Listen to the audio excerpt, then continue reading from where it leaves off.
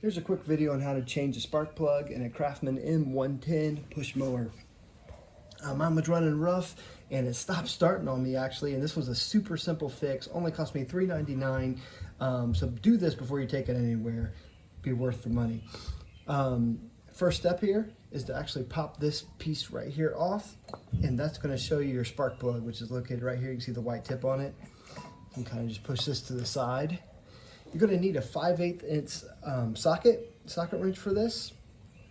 You're going to push it back here on the spark plug, and we're going to break it going to the left. If it's a little stuck, you might have to give it a little push there, and then it breaks. Pretty simple after that. Nice and easy. Use my hand the rest of the way here to pull this the rest of the way out.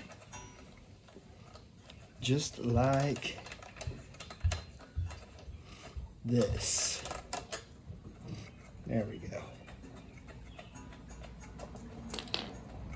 All right, here's the old spark plug. You can see it is nice and warm. Here's a new one I'm going to be putting in, so you can kind of see the difference there in those. So definitely need to get this thing changed out. So just take this piece right here, the new spark plug. We're going to go right back into that same spot, just like that.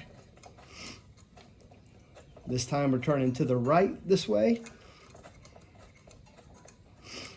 Get my socket wrench back on here now, and then we can, there we go, take it the rest of the way.